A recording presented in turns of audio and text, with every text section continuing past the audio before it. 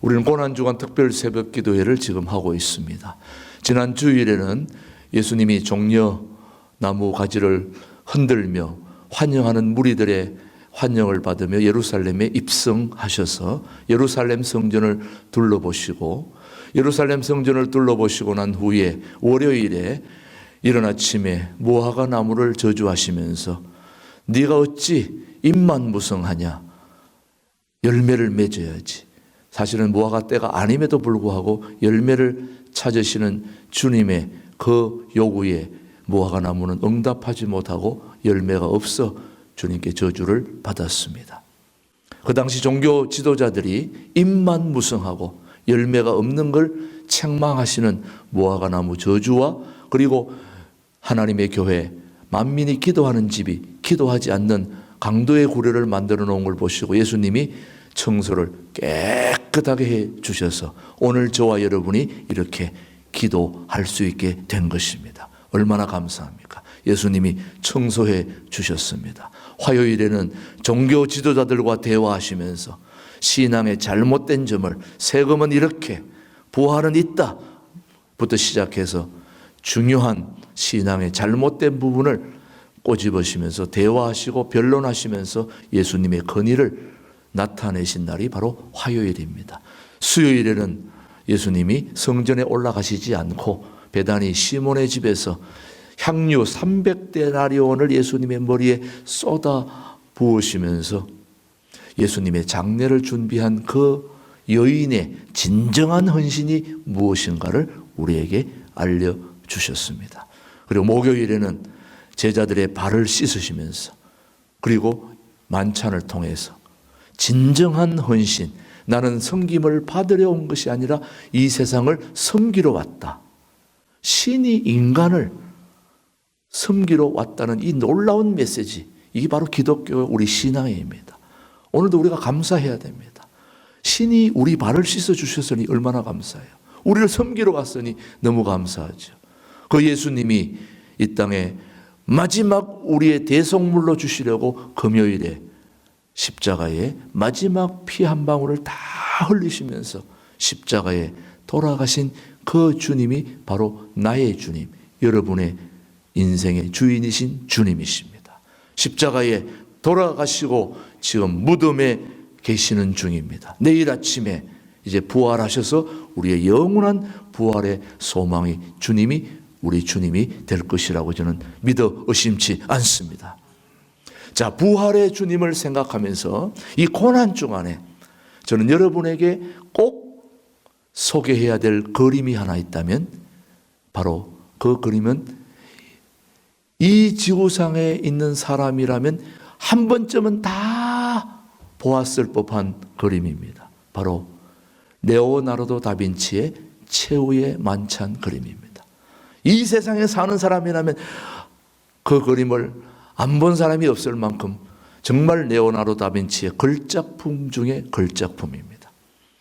그래서 이 레오나르도 다빈치가 이 그림을 그리려고 정말 온 힘을 다해서 그 그림을 완성했을 즈음에 사랑하는 친구들을 다 불러 모아가지고 그 그림을 친구들에게 먼저 선을 보였습니다. 보자기로 덮었다가 친구들이 왔을 때에 이 보자기를 확 벗겨서 그림을 보여주니까 친구들이 그 그림을 보는 순간, 이야, 어떻게 저렇게 멋진 그림을 그렸냐, 저 예수님의 손에 들려있는 포도주 잔을 보아라, 이야, 그야말로 실제보다도 더 잘 그렸네, 포도주 잔이 그냥 넘칠 것 같다, 이렇게 얘기하니까 레오나르도 다빈치가 깜짝 놀라가지고 방에 뛰어들어가서 붓을 가지고 와가지고 예수님의 손에 들려있는 포도주 잔을 막 지워버렸습니다. 아니, 이렇게 잘 그린 그림을 왜 지우는 거야? 왜 그러는 거야? 그랬더니 이 레오나르도 다빈치가 기가 막힌 대답을 했습니다. 이 그림은 실패한 그림이다. 나는 누구든지 이 그림을 보면 예수님이 보여야 되는데 예수님이 보이지 않고 먼저 예수님의 손에 들린 포도주 잔을 먼저 보았다는 것은 이 작품은 실패한 작품이다.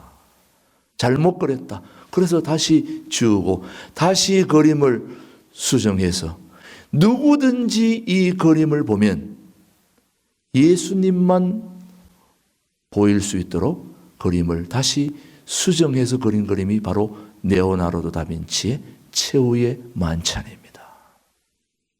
자, 오늘 이 방송을 보고 계시는 분들, 또 오늘 여기 계신 모든 분들에게 질문합니다. 여러분은 신앙생활 하면서, 교회에 오시면서 제일 먼저 무엇을 보십니까? 여러분의 눈에 가장 먼저 보이는 사람이 건물입니까? 사람입니까? 꽃입니까? 환경입니까? 적어도 오늘 이 그림을 생각하시는 모든 분들의 마음속에는 오직 누구만 보여야 되겠습니까? 예수만 보여야 그게 진정한 신앙의 삶이 아닐까 생각을 해보는데, 바로 오늘 본문에서는 예수님이 제자들을 데리고, 예수님이 어디 다닐 때 꼭 옆에 끼고 다닌 세 제자가 있었는데 바로 베드로, 야고보, 요한입니다. 1그룹입니다. 4그룹으로 나눠서 주로 활동을 하는데, 베드로, 야고보, 요한은 늘 예수님이 곁에 데리고 다녔는데, 예수님이 제자들을 데리고 산에 올라갔는데 예수님의 모습이 변형됐다고 해가지고 그 산을 변화산이라고도 하고, 이스라엘에서는 산들이 그렇게 높지 않습니다. 물론 큰 걸몬산이 있긴 합니다만은, 그러나 이 예수님이 올라간 산은 변화산이라고 하고, 그 산에 올라가면 주변이 다 보이기 때문에 다볼산이다 그렇게도 얘기합니다. 아무튼 이 산에 올라가서 예수님의 모습이 변화되었습니다. 변화되었는데 얼마나 희게 변했는지, 우리가 가지고 있는 모든 세탁, 세제를 다 동원해도 이만큼 희게 할 수 없을 정도로 예수님의 모습이 해같이 빛이 났습니다. 너무너무 멋있게 해같이 빛난 모습에다가 또 하나, 모세하고 엘리야가 나타나서 함께 있는 것을 보니까 너무너무 좋아가지고 집을 세 채 짓자. 하나는 주를 위하여, 예수님을 위하여, 하나는 모세를 위하여, 하나는 엘리야를 위하여 집 세 채를 지어서 같이 살자 했더니, 그때 갑자기 구름이 확 덮이면서 하늘에서 소리가 나서 이는 내 사랑하는 아들이요 너희는 주의 말을 들으라 하면니까, 그 음성에 모든 제자들이 두려워가지고 엎드렸을 때에 예수님이 제자들의 팔을 잡으면서, 손을 잡으면서 두려워하지 말라 그러면서 오늘 8절 말씀을 우리에게 주신 8절 말씀 한번 보십시오. 6절부터 제자들이 듣고 엎드려 심히 두려워하니 예수께서 나와 그들에게 손을 대시며 이르시되 일어나라 두려워하지 말라. 8절 같이요. 제자들이 눈을 들고 보매 오직 예수 외에는 아무도 보이지 아니하더라. 결론은 누구였습니까? 오직 예수였습니다. 자, 오늘 이 본문 말씀을 통해서 오늘 저와 여러분들이 꼭 세 가지를 기억해야 되겠습니다. 자, 오늘 그 세 가지를 기억하시면 여러분이 신앙생활 하는데 큰 힘이 되리라고 생각합니다. 첫 번째, 우리는 어떤 경우에도 사람보다는 예수님이 우리 눈에 들어올 수 있도록 우리는 같이 기도하고 신앙생활 해야 되겠습니다. 이스라엘 백성들에게 모세와 엘리야는 절대적인 존재입니다. 애굽에서 이스라엘 백성들을 인도해 난 사람이 누굽니까? 모세입니다. 건국자입니다. 이스라엘의 건국자. 모세 없는 이스라엘은 생각할 수가 없어요. 엘리야는 선지자 중에 선지자입니다. 구약 성경 마지막 성경이 말라기인데, 그 말라기 성경 4장 5절 6절은 이렇게 얘기합니다. 제가 읽어드릴게요. 보라, 여호와의 크고 두려운 날이 이르기 전에 내가 선지자 엘리야를 너희에게 보내리니 그가 아비의 마음을 자녀에게로 돌이키게 하고 자녀들의 마음을 그들의 아비에게로 돌이키게 하리라. 돌이키지 아니하면 두렵건대 내가 와서 저주로 그 땅을 칠까 하노라 하시니라. 한마디로 모세는 율법을 이룬 사람이고 선지자는 예언을 이루는 사람이었습니다. 이스라엘 민족이 가장 존경하는 두 사람이 누구와 함께 있는 겁니까? 예수님과 함께 있는 것입니다. 그러니 여러분, 그 모습이 얼마나 좋았겠어요. 사실 베드로와 야고보와 요한은 예수님과 모세와 엘리야가 있는 모습을 보고 누구를 더 흠모했겠습니까? 당연히 예수님은 늘 같이 다녔는데 1500년 전에 만날 수도 없고 볼 수도 없는 이스라엘의 건국자, 다시 말하면 지도자와 율법의 지도자, 그 다음 예언의 지도자인 모세와 엘리야가 나타나니까 그 사람에게 제자들은 집중해가지고 그 사람이 보이고 예수님은 보이지 않았다는 겁니다. 그러니까 결국은 오직 사람이 먼저 눈에 보였을 때에 구름이 덮이고 다 사라지면서 결국 8절에 누구 외에 남지 않았다는 겁니까? 예수 외에는 남지 않았다. 그들의 눈에는 먼저 사람이 먼저 눈에 들어온 걸 어찌할 수가 없었습니다. 그런데 제자들이 눈을 들고 보면 오직 예수 외에는 아무도 보이지 아니하더라. 우리가 교회에 오면 먼저 사람들이 눈에 보이게 되겠죠. 목사님이나 장로님이나 권사님이나 누구든지 눈에 보이다 보니까 교회 새로 오신 분들은 교회에 처음 와가지고 사람이 눈에 보이니까 목사가 왜 저래, 장로가 왜 저래, 권사가 왜 저래, 성도들이 왜 저래, 그렇게 얘기할 수 있죠. 사람이 눈에 띄다 보니까. 그런데 여러분, 교회는 사람도 물론 완전할 수가 없죠. 완벽할 수가 없습니다. 처음 교회 오신 분들은 사람들 때문에 상처받고 사람들 때문에 또 떠나게 되는 것입니다. 그래서 교회는 완전한 곳이 사람들만 모이는 것이 교회가 아니고 구원받은 사람들이 모이는 것이 교회입니다. 교회는 결코 완전한 사람들이 모여서 예배하는 것이 아니라 구원받은 사람들이 모여서 예배드리는 곳. 구원받은 사람이라고 하는 것은 완전한 사람이 아니라 완전을 향하여 가는 사람들입니다. 그래서 교회에 와서는 완전한 사람을 찾지 않고 완전하신 예수님을 찾아야 되는 것입니다. 동의하십니까? 완전하신 예수님. 사람이 눈에 띄. 우리가 살다 보면 사람이 눈에 띄게 마련이죠. 저같이 눈에 확 띄는 사람이 있습니다. 그렇죠, 여러분. 저의 가장 큰 핸디캡은 눈에 띈다는 거예요. 제가 눈에 띄니까 예수님이 자꾸 가려지는 거예요. 결코 좋은 게 아니죠. 사람이 가려지고 예수님이 보일 수 있는 사람이 가장 신앙생활 잘하는 사람입니다. 어떤 사람을 봐도 저 사람을 보면 예수님이 보인다. 이런 사람이 가장 멋진 사람이요, 가장 신앙생활 잘하는 사람이라고 저는 생각합니다. 그래서 교회에 와서는 완전한 사람을 찾는 게 아니라 완전하신 예수님을 찾아야 된다는 말씀입니다. 전 세계에서 가장 유명한 방송이 CNN 방송입니다. 마이크 하나로 세계를 주름 잡은 사람이 있어요. 그게 누구냐? 토크쇼의 왕인 레리 킹이라는 사람입니다. 여러분 잘 아실 거예요. 이 멜빵을 맨 이 레리 킹이라는 사람에게 초대된 사람이라면 모두가 다 영광스럽게 생각할 정도로 이 레리 킹은 마이크 하나로 전 세계를 사로잡고 있는 그런 토크쇼의 이런 최고의 사람이었습니다. 이 레리 킹은 유대인이었습니다.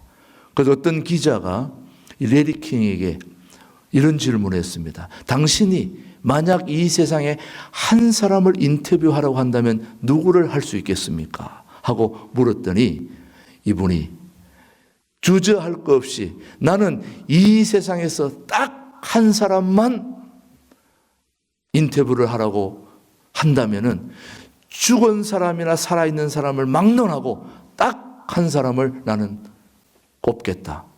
바로 지저스 크라이스트. 예수님을 자기는 초대하고 싶다. 예수님을 초대하고 싶다. 예수님을 꼭 만나고 싶다. 한번 물어볼 게 있다. 정말 예수님이 동정녀로 태어났는지, 그리고 부활해서 다시 살아났는지, 자기는 예수님을 직접 만나 인터뷰하고 싶다. 왜냐? 예수님과 인터뷰해야 그분이 이 역사를 증명하실 것이기 때문이다. 자기에게는 오직 예수 한 사람만을 꼭 초대해서 인터뷰하고 싶다고 얘기했습니다. 어쩌면 이 말은 프랑스 사상가 르낭이 한 말과 같습니다. 그분은 이런 더 유명한 말을 했습니다.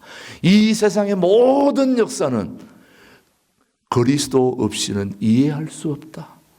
예수 없는 역사는 이해될 수 없다고 프랑스 사상가 르낭이 말했습니다.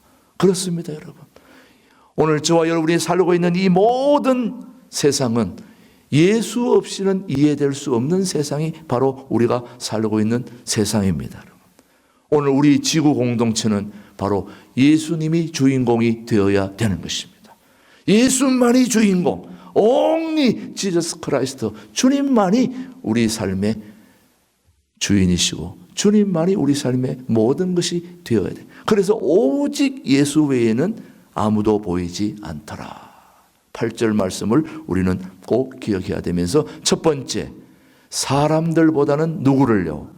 예수님을 보는 사람이 최고의 신앙생활하는 사람이다. 오늘 이 방송을 보고 계시는 분들, 오늘 여기 계신 분 모두도 오늘 첫 번째로 사람보다 예수님만 보이는 삶이 되기를 주님의 이름으로 축복합니다. 두 번째, 환경보다 예수님입니다. 4절 보십시오, 여러분. 17장 베드로가 시작. 베드로가 예수께 여쭈어 이르되 주여, 우리가 여기 있는 것이 좋사오니 만일 주께서 원하시면 내가 여기서 초막 셋을 짓되 하나는 주님을 위하여, 하나는 모세를 위하여, 하나는 엘리야를 위하여 하리이다. 자, 예수님이 보이기 전에 무엇이 보였습니까? 바로 환경이 먼저 보였습니다. 모세와 엘리야가 예수님과 함께 얘기하는 것을 보면서 너무 좋아가지고 여기서 집을 세 채 짓자. 환경이 너무 좋다는 거예요. 왜? 주님이 계시고 우리가 그렇게 고대하던 엘리야, 모세 함께 있으니 너무 좋다는 거예요. 여기에다 집을 짓기가 가장 좋다. 여러분, 두레마을을 오는 사람들이 다 여기 오고 싶어 하는 이유가 환경이 좋다는 거예요. 도심에서 이렇게 가까운 곳에 이렇게 좋은 자연이 있고 이렇게 공기가 좋은 곳이 없다는 거예요. 여기 와서 꼭 살고 싶다는 거예요. 여러분, 동네는 유럽을 가보신 분들은 알겠지만, 해외 가보신 분은 알겠지만, 좋은 집은, 우리 한국은 산에 있는 집을 별로 안 좋게 생각할 수 있겠습니다만은 요즘은 점점 산 위에 있는 집이 좋은 집입니다. 이스라엘에도 산 아래보다는 산 위에 있는 집을 고급집으로 쳐줍니다. 산 위에 있는 동네가 숨기우지 못할 것이 우리 예수님도 직접 말씀하셨는데, 베드로는 산 위에 초막을 세 채 짓자고 그랬습니다. 환경, 비유가, 다시 말하면 멀리 잘 보이는 그런 곳에 지어진 집을 좋은 집으로 여깁니다. 베드로는 지금 주변 환경을 보고 있습니다. 엘리야, 모세, 예수님 같이 있는 이 환경 얼마나 좋습니까? 그래 여기에 집을 세 채 짓자는 거예요. 이 환경을 누가 싫어하겠습니까? 정말 엘리야는 갈멜산에서 바알 선지자와 대결하여 이겼고 예수님은 변화산에 두 분과 함께 서 계셨으니 얼마나 사는 역사가 일어나는 중요한 장소입니다. 그곳에 환경을 보며 베드로는 살고 싶었던 것입니다. 그런데 오늘 8절 말씀에 아무것도 다 보이지 않고 오직 예수님만 보였다는 것입니다. 오늘 저와 여러분은 환경을 보지 말고 누구를 봐야 됩니까? 예수님만 바라보아야 된다는 말씀입니다. 1871년 시카고에 도시에 불길이 휩싸였었습니다. 그 불길은 소가 외양간에서 난로를 건드려서 쓰러뜨린 것이 바로 화재 원인이었습니다. 지금 여기 세목골짜기에도 빨간 모자를 쓰신 분들이 왔다 갔다 합니다. 왜 왔다 갔다 하냐면 산불 방지를 위해서 왔다 갔다 해요. 지금 요즘 건조하기 때문에 산불이 한 번 나면 다 타버리니까 산불 방지를 위해서 빨간 모자 쓰고 왔다 갔다 하는데, 이 1870년에 시카고에 이 불난 거는, 화재 난 것은 소가 외양간에서 난로를 건드려 가지고 불이 난 거예요. 이 불 때문에 주변도 다 탔을 뿐만 아니라 그 당시에 무디 목사님이 선풍적으로 시카고에서 사역하고 있었을 때에 그 무디 목사님이 목회했던 그 교회도 불타게 된 거예요. 여러분, 교회는 불난다고 불 안 나는 게 아닙니다. 세상 건물이나 교회 건물이나 불 나면, 산불 나거나 불 나면 다 타는 거예요. 무디 목사님이 그렇게 사역했던 그 교회도 다 잿더미가 되고 말았어요. 이 소식을 들은 다른 지역에 있는 사람들이 무디 목사님을 찾아와 가지고 위로하면서 이렇게 얘기했습니다. 홀랑 다 타버렸으니까 모든 걸 다 잃으셨군요 하고 위로를 했더니, 그때 이 무디 목사님이 하신 말씀이 기가 막혀요. 다 이런 게 아니라 그 중에 하나는 남아 있습니다. 예수님 한 분은 잃지 않았습니다. 모든 게 다 내가 가지고 있는 재산이 다 불에 타버렸지만 누구만요? 예수님만 내 삶에 남아있기 때문에 그 잃어버리지 않은 예수님을 붙들고 다시 재건해서 더 좋은 환경의 목회를 감당했던 분이 바로 무디 목사님이었습니다. 네덜란드의 코리 덴 붐 여사는 여러분 잘 아시다시피 나치 정권하에서 학살당하는 유대인들을 숨겨주었다는 이유로 감옥에 한동안 지내는 동안에 그가 참 모진 고문을 이기고 살아나왔는데 그분이 나중에 나와가지고 이런 얘기를 했습니다. 만일 내가 이 세상을 보았다면 나는 감옥 그 모진 고문 속에서 살지 못했습니다. 세상을 보면 절망적이었습니다. 환경을 보면 낙담이었습니다. 그러나 그곳에서 오직 예수만 바라보았더니 희망이 생겼습니다. 그 희망으로 내가 지금 살아남았던 것입니다. 자, 결론은 환경을 보지 말고 예수님을 보아야 되는 것입니다. 오늘 우리 주변에 이런저런 환경을 우리는 바라볼 때가 얼마나 많습니까? 다 환경을 따라다니지만은 사실은 그 환경은 오래가지 못합니다. 그 환경을 초월해서 역사하시는 살아계신 우리 예수님만 바라볼 수 있게 되기를 주님의 이름으로 축복합니다. 또 한 가지 3절입니다. 그때의 시작. 그때의 모세와 엘리야가 예수와 더불어 말하는 것이 그들에게 보이거늘. 자, 엘리야와 모세는 이스라엘 백성들에게 없어서는 안 될 존재들이었습니다. 우리나라 세종대왕이나 이순신이나 우리가 그런 생각하는 사람들 이상입니다. 이분은 정말 이스라엘에 대단한 영향력을 끼치는 그런 존재들이 바로 엘리야와 모세였습니다. 그런데 이 사람들이 바로 예수님과 함께 1500년 전에 사라진 이 모세와 엘리야가 지금 눈앞에 나타나서 예수님과 대화하고 있으니 얼마나 이 장면이 신비로운 장면입니까? 그래서 같이 집을 짓고 살자고 그렇게 얘기했던 것입니다. 정말 신비롭지 않습니까, 여러분? 눈에 보일 수 없는 사람이 눈에 나타났으니 얼마나 대단합니까, 여러분? 우리가 신앙생활 하는 동안 신비로운 체험을 하는 것은 매우 소중합니다. 그러나 신비로운 체험을 많이 하면 할수록 우리가 신비로운 체험에 빠져서는 안 되는 것입니다. 신비로운 체험에 빠져서는 안 되고 신비를 체험한 사람을 따라다니는 것이 바로 신비주의에 빠지는 것입니다. 신비로운 체험을 많이 하는 것은 중요합니다만 거기에 빠져서는 안 됩니다. 거기서 나와서 주님을 바라보는 사람이 제대로 된 사람입니다. 여러분, 신천지의 이만희 이런 분들이 보면은 그 당시 처음 시작할 때는 보면 다 예수로 시작을 해요. 바르게 시작을 합니다. 그러나 마지막에 가서 딴 길로 가요. 삼천포로 빠져요. 그런데 이런저런 신비로운 일들이 많이 일어날 수 있겠죠, 또. 그러나 우리가 기도원에 가서 교주를 만나든 또 신령한 사람을 만나든 그 어떤 사람을 만나서 우리가 은혜를 받았다면 그 은혜를 받은 사람에게 집착해서는 안 되는 것이, 그 은혜를 받은 사람에게 집착하는 것이 신비주의입니다. 그 은혜를 받은 사람에게 집착하지 말고 그 은혜의 통로로 사용하시는 예수님께 우리는 집중해야 됩니다. 예수님께 나아가야 그 사람이 바른 신앙생활을 하시는 분입니다. 누가 우리를 병 고쳐주었다. 누가 우리를 위해서 기도해 줘서 병이 나았다. 또 누가 우리를 위해서 이런저런 신비로운 체험을 통해서 질병이 치유되고 환경이 좋아지고 어떤 여러 가지 놀라운 일이 일어났다면 그 놀라운 일을 일으킨 사람을 따라다니거나 집중하면 그게 바로 신비주의입니다.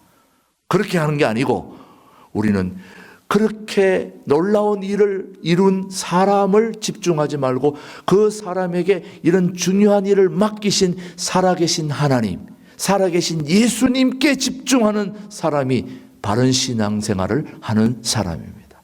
그게 바로 신비주의에 빠지지 말고 오직 예수님만 바라보아야 될 이유인 것입니다. 자, 오늘 아침에 저와 여러분이 꼭 기억해야 될 것, 첫 번째, 사람보다는 예수님. 두 번째, 환경보다는 예수님. 세 번째, 신비보다는 예수님. 우리는 그 어떤 경우에도 사람 바라보지 말고, 환경 바라보지 말고, 우리에게 그 어떤 일을 이룬 사람 신비주의에 빠지지 말고, 오직 예수님만 붙들고, 그 예수님이 부활의 소망으로 이제 우리 모두에게 다가오실 때 그 부활의 주님을 붙들고 우리 모두 승리하시는 우리 모든 교우들 되기를 주님의 이름으로 축복합니다. 기도하겠습니다. 하나님 아버지 감사합니다. 하나님 아버지, 오직 예수님만 바라보는 삶을 살 수 있도록 주님 도와 주시옵소서. 예수님의 이름으로 기도드리옵나이다. 아멘.